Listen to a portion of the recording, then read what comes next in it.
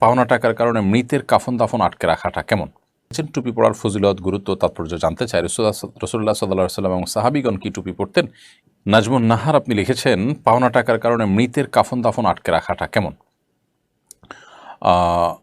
দেখুন, যদি কোনো ব্যক্তি পাওনা রেখে, দেনা রেখে তিনি যদি মৃত্যুবরণ করেন, তাহলে সেক্ষেত্রে তার যে পরিত্যক্ত সম্পদ আছে সেখান থেকে তার ঋণ পরিশোধ করার উদ্যোগ এবং ব্যবস্থা গ্রহণ করতে হবে। এর জন্য মৃত ব্যক্তির দাফন কাফনকে আটকে রাখার কোনো প্রয়োজন নেই। ব্যাপারটা যদি এরকম হয় যে তার দাফন কাফন হয়ে গেলে আর টাকা পয়সা পাওয়া যাবে না, তারপরও জানাজাকে শুধুমাত্র এহুজাতে আটকে রেখে তারপরে দর কষাকষি করা, এটা অবশ্যই দৃষ্টিকটু। যেমন মৃত ব্যক্তির ওয়ারিসদের কর্তব্যের অংশ তারা পাওনাদারদের আশ্বস্ত করা তাদের পাওনা পরিশোধের ব্যাপারে এবং দ্রুততার সাথে দাফনের ব্যবস্থা করা। ঠিক একইভাবে যারা টাকা পাবেন তাদেরও দায়িত্ব যে মৃত ব্যক্তির লাশের সাথে যেহেতু পাওনার সম্পর্ক মূলত নেই, মূলত সম্পদের সাথে, অতএব যে কোনো মূল্যে সম্পদ উদ্ধারের জন্য তারা উদ্যোগ গ্রহণ করবেন। নবী সাল্লাল্লাহু আলাইহি ওয়াসাল্লাম বলেছেন, আসরিউ বিল জানাজা, তোমরা জানাজাকে দ্রুততার সাথে শেষ করো। এজন্য জানাজা বিলম্ব করাটা এটা অনুচিত কাজ। সেই জায়গা থেকে লাশ দাফনকে আটকে রেখে তারপরে টাকা পরিশোধের উদ্যোগ গ্রহণ করা অবশ্যই প্রশংসনীয় উদ্যোগ নয়। বিকল্প কোনো পথ খোলা থাকলে সেটি অবলম্বন করা উচিত। মোহাম্মদ শফিকুল আলম অ্যাঞ্জেল এআইডি থেকে আপনি লিখেছেন, টুপি পড়ার ফজিলত, গুরুত্ব, তাৎপর্য জানতে চাই। রসুল্লাহ সাল্লাল্লাহু আলাইহি ওয়াসাল্লাম এবং সাহাবীগণ কি টুপি পড়তেন? এর পাশাপাশি সুন্নতি পোশাক নিয়ে জানতে চাই। টুপি নবী করিম সাল্লাল্লাহু আলাইহি ওয়াসাল্লাম এবং সাহাবা ইকরাম পড়তেন, এটি বিভিন্ন হাদিস থেকে পরিষ্কারভাবে বোঝা যায়। নবী সাল্লাল্লাহু আলাইহি ওয়াসাল্লাম সাহাবীদের কারো মর্যাদা বলতে গিয়ে বলেছেন যে টুপি পড়ে যাবে, তার মানে তারা টুপি পড়তেন। এভাবে সাহাবীদের রাসূল আকরাম সাল্লাল্লাহু আলাইহি ওয়াসাল্লাম পাশাপাশি সাহাবীদের মধ্যেও আপনার টুপি পরার যে প্রবণতা এবং অভ্যাস সেটি ছিল, বিভিন্ন হাদিস থেকে পরিষ্কারভাবে সেটি বোঝা যায়। এই জন্য টুপি পরাটা সুন্নাত। তবে অনেক উলামা ইকরাম সেটাকে সুন্নতে আদা বা অভ্যাসগত সুন্নত বলেছেন, যেটা আরবিয়ানদের ট্র্যাডিশন। আরবের অন্যান্য মানুষরাও যারা মুসলিম ছিল না তারাও টুপি পড়তেন, নবী সাল্লাল্লাহু আলাইহি ওয়াসাল্লাম পড়তেন, এটা তাদের ট্র্যাডিশন। বিধায় নবী করিম সাল্লাল্লাহু আলাইহি ওয়াসাল্লাম পড়তেন, তার মহব্বতে যদি কেউ অনুসরণ করে পড়েন তাহলে সেই সুন্নতে আদাকেও অনুসরণ করার কারণে তিনি সওয়াব পাবেন, এতে কোনো সন্দেহ নেই। তবে অন্য অনেক উলামা ইকরামের মতে টুপি পরা এটা সুন্নতে আদা নয়, বরং সেটা সুন্নতে ইবাদত, অন্য 10টি ইবাদতের মতো এটাও একটি গুরুত্বপূর্ণ ইবাদত। এর পাশাপাশি সুন্নতি পোশাকের কথা আপনি জানতে চেয়েছেন। সুন্নতি পোশাক বলতে আসলে কোনো নির্দিষ্ট ফরম্যাট নেই যে এই পোশাক, এই জামা, এই ধাঁচ বা ছাঁচ এটা সুন্নাত, বরং নবী সাল্লাল্লাহু আলাইহি ওয়াসাল্লাম পোশাকের ক্ষেত্রে আমাদের কিছু মূলনীতি দিয়েছেন। সেই মূলনীতিগুলো মেনে আপনি পোশাক পরলেই সেটা সুন্নতি পোশাক হিসাবে ধর্তব্য হবে। যেমন পুরুষদেরকে নারীদের সাথে তাদের পোশাক আশাকে যেন সাদৃশ্য না হয় সেটা খেয়াল রাখতে বলেছেন। নারীদেরকে একই নির্দেশ করেছেন এবং পুরুষদেরকে লাল এবং হলুদ বর্ণের পোশাক পরতে নিষেধ করেছেন। মেয়েদের জন্য সেরকম কোনো বিধিনিষেধ নাই এবং পুরুষরা অতিরিক্ত পাতলা পোশাক পরবে না, নারীরা এমন কোনো পোশাক পরবে না যে তাদের শরীর অঙ্গ প্রত্যঙ্গ ফুটে ওঠে। এই মৌলিক নির্দেশনা। পুরুষরা টাকনু নিচে পোশাক পরবেন না, লুঙ্গি ইত্যাদি উপর থেকে যেগুলো যায় সেগুলো পরবেন না। মেয়েরা তারা আপনার যে কোনো ভাবে পোশাক পরবেন, তবে পর্দার মেনটেন করে তাদেরকে চলতে হবে গায়ে হারামদের সাথে। পোশাক সম্পর্কে এই যে মৌলিক নীতিমালা দেওয়া আছে, এর বাইরে আলাদা কোনো ফরম্যাট না যে গোল পাঞ্জাবি বা ফড়া পাঞ্জাবি বা অমুক পাঞ্জাবি পরা সুন্নাত। প্রত্যেক অঞ্চলে মানুষের মধ্যে যে পোশাক পরার অভ্যাস চালু আছে সে পোশাক পরলেই চলবে ইনশাআল্লাহ। তবে কোরআন হাদিসের মৌলিক নীতিমালার সাথে মিল থাকলেই হলো।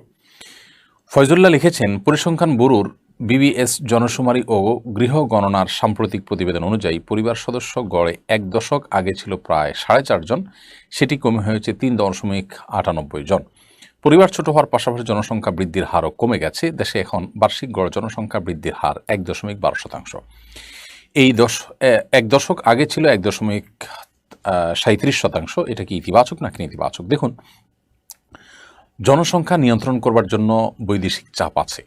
আমাদের দেশে যারাই যখন সরকার পরিচালনা করেন তারা নানান যুক্তি দেখিয়ে সে সমস্ত বৈদেশিক চাপ এর কারণে জনসংখ্যাকে নিয়ন্ত্রণ করছেন। মানুষ সম্পদ, মানুষ কখনো বোঝা নয়। মানুষকে প্রশিক্ষণ দিয়ে তাদের স্কিলকে ডেভেলপ করে যদি আমরা কাজে লাগাতে পাই তাহলে সেটা আমাদের জন্য অনেক বড় একটা দৌলতের বিষয়। পৃথিবীর বহু দেশ তাদের জন্মকে নিয়ন্ত্রণ করে, শিশুর জন্মের হারকে নিয়ন্ত্রণ করতে করতে একটা পর্যায়ে এখন তাদের মধ্যে মানুষের যে প্রয়োজনীয়তা আছে, নতুন প্রজন্ম এর যে রয়েছে, চাহিদা রয়েছে, সেই চাহিদা কিন্তু তারা পূরণ করতে পারছে না। কারণ মানুষ জন্মের যে স্বাভাবিক একটা গতি, এটিকে যদি বাধাগ্রস্ত করা হয় একটা সময় মানুষ সন্তান জন্ম দেয়া, সন্তান নেয়া, এই টেন্ডেন্সি থেকে মানুষ সরে যায় এবং সেই টেন্ডেন্সি থেকে একবার সরে গেলে পুনরায় সেখানে ফেরত আনা খুব কঠিন একটি কাজ। পৃথিবীর উন্নত বড় বড় দেশগুলো কোনটার কথা আপনি বলবেন যে দেশ কম বেশি এই সমস্যার কারণে সাফার করছে না এবং তারা বুঝছে যে এখন তাদের যে পরিমাণ ইয়াং জেনারেশনের প্রয়োজন এবং শিশুর জন্মের প্রয়োজন সেটা কিন্তু তারা পাচ্ছে না এবং বহু প্রণোদনা দিয়েও সন্তান জন্মের হারকে বাড়াতে পারছে না। তো আমরা যে জায়গায় যেতে চাচ্ছি তারাতেও অনেক আগে সেই জায়গায় চলে গেছেন এবং তাদের পরিণতি আমরা দেখতে পাচ্ছি। অতএব আমার মনে হয় যে এ বিষয়ে আমাদের যে সীমালঙ্ঘন, এ বিষয়ে আমাদের যে বাড়াবাড়ি সেটি থেকে সরে আসা উচিত এবং সংশ্লিষ্ট কর্তৃপক্ষ বিষয়টাকে দ্বিতীয়বার ভাবা উচিত। আমরা অনেকে মনে করি ছোট পরিবার সুখী পরিবার, এটি পৃথিবীর সবচেয়ে অসত্য কথাগুলোর একটি। আপনি আমাদের দেশের প্রেক্ষাপটে যেই ফ্যামিলির সদস্য অনেক বেশি, অর্থাৎ ছেলে মেয়ে 5 জন 6 জন 7 জন 8 জন পর্যন্ত, আপনি দেখবেন সেই ফ্যামিলিতে বাবা মা তুলনামূলকভাবে অনেক ভালো থাকেন। বরং ছোট পরিবার যে সংসারে আছে, অর্থাৎ 1-2 জন ছেলে মাত্র, সেই সংসারে বাবা মা তুলনামূলকভাবে এত বেশি সুখী থাকে না। সন্তান যখন অনেক হয় তখন 1-2 জন অমানুষ হলেও তাদের মধ্যে কেউ না কেউ মানুষ হয়েই যায়। এটা একটা বাস্তবতা। তো বরং এই সন্তানদেরকে যদি আমরা গড়ে তুলতে পারি মানুষের মতো মানুষ হিসাবে, তাহলে সেক্ষেত্রে একটা পরিবার রীতিমতো একটা অঞ্চল, একটা জনপদকে পরিবর্তন করবার জন্য যথেষ্ট হয়ে যায়। বিধায় আমরা মোটেও এটাকে ভালোভাবে দেখছি না।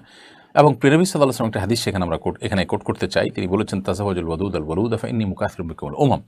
তোমরা সে সমস্ত নারীদেরকে বিয়ে করো যারা অনেক প্রেমময়, যাদের মধ্যে সন্তান, যাদের বংশের ইতিহাসে ওই বংশের মেয়েদের মধ্যে সন্তান জন্ম দেওয়ার হার অনেক বেশি, এরকম মেয়েদেরকে দেখে বিয়ে করো তোমরা। কারণ আমি কিয়ামতের ময়দানে তোমাদের সংখ্যাধিক্য নিয়ে অন্য নবী রাসূলদের সাথে গর্ব করব। অতএব সন্তান জন্মের হার কমে যাওয়া ইসলামিক পার্সপেক্টিভ থেকে, দৃষ্টিকোণ থেকে এটা ভালো কিছু নয়। বাস্তবিক দৃষ্টিকোণ থেকেও আমরা যেটি বোঝাবার চেষ্টা করলাম সেটিও আমাদের জন্য ভালো কিছু বয়ে আনবে না। আরিফ খান আপনি লিখেছেন, ট্রান্সজেন্ডার হলো রূপান্তরিত নারী বা পুরুষ। স্বেচ্ছায় হরমোন পরিবর্তন করে ট্রান্সজেন্ডার করা হয়। হিজড়া হলো জন্মগত অবস্থা। ট্রান্সজেন্ডার ও হিজড়াদের সঙ্গে পর্দা করতে হবে কিনা, এক্ষেত্রে ট্রান্সজেন্ডার ও হিজড়ার বিধান কি একই নাকি পার্থক্য আছে? দেখুন, তৃতীয় লিঙ্গের মানুষ যাদেরকে আমাদের সমাজে হিজড়া বলা হয় তারা আমাদের মতোই মানুষ এবং তাদের অধিকার রয়েছে। তাদের শরীরের কাঠামো যদি নারীর সাথে বেশি সাদৃশ্যপূর্ণ হয় তাহলে তিনি নারী হিসাবে, আর পুরুষ সাথে সাদৃশ্য হলে পুরুষ হিসাবে তিনি বিধানভুক্ত হবেন এবং পর্দা অন্যান্য সব বিষয়গুলো এর আলোকেই আপনার নিরূপণ হবে। এবং যদি ট্রিটমেন্ট এবল হয় তাহলে সেই ক্ষেত্রে ট্রিটমেন্ট করে তারা তাদের মধ্যে যিনি নারী হওয়ার দিকটা অনেক বেশি, হয়তো 2-1টা দিক থেকে পুরুষের শরীরের কাঠামো তার মধ্যে আছে, সেটাকে নিয়ে তিনি অপারেশন করে অথবা ট্রিটমেন্টের মাধ্যমে যদি সংশোধন করতে পারেন বা পরিপূর্ণ নারীত্ব যেটি তার মধ্যে আছে ইতিমধ্যে সেটি যদি তিনি গ্রহণ করতে চান ট্রিটমেন্টের মাধ্যমে, সে সুযোগ আছে। একইভাবে বিপরীত দিককার কথাও প্রযোজ্য। অর্থাৎ তৃতীয় লিঙ্গের মানুষ তারাও আলহামদুলিল্লাহ এই সমাজে আমাদেরই মতো একজন এবং তাদের অধিকার রয়েছে, সে অধিকারগুলো আদায় করতে হবে। কিন্তু ট্রান্সজেন্ডার বা রূপান্তরিত নারী বা পুরুষ যাদেরকে বলা হচ্ছে, এরা আসলে ইসলাম শরিয়ার দৃষ্টিকোণ থেকে যদি আমরা বলি তাহলে সেক্ষেত্রে এরা যা ছিল তাই, অর্থাৎ রূপান্তরিত বলতে কোনো কিছু ইসলামে নেই এবং রূপান্তরিত হওয়ার কোনো সুযোগও নেই। অতএব তৃতীয় লিঙ্গের মানুষ আর এই ট্রান্সজেন্ডার সম্পূর্ণ ভিন্ন। তৃতীয় লিঙ্গের মানুষ যাদেরকে হিজড়া বলা হচ্ছে তারা জন্মগতভাবেই সেরকম, আর ট্রান্সজেন্ডার হলো শুধুমাত্র তার তথাকথিত মনের ব্যাপার। জন্মগতভাবে তিনি নিশ্চিত পুরুষ অথবা নিশ্চিত নারী, এরপরও তিনি তার লিঙ্গ পরিবর্তন করার যে সুযোগের কথা বলা হচ্ছে সেটি সমাজকে অস্থিতিশীল এবং বিশৃঙ্খল একটা দিকে নিয়ে যাবে। এটি মূলত সমকামিতাকে পৃথিবীতে প্রতিষ্ঠিত করবার অপচেষ্টাগুলোর একটি। অতএব এই ব্যাপারে আমাদের প্রত্যেকটা মানুষের সামাজিক সচেতনতা গড়ে তুলতে হবে এবং আমাদের প্রত্যেককে কম বেশি এ ব্যাপারে সোচ্চার হওয়ার চেষ্টা করতে হবে যে আমাদের সমাজে কোনো অবস্থাতে এই ধরনের অনাচার যাতে স্থান না পায়। যদি আমরা এখনই সোচ্চার না হই তাহলে সেক্ষেত্রে আমাদের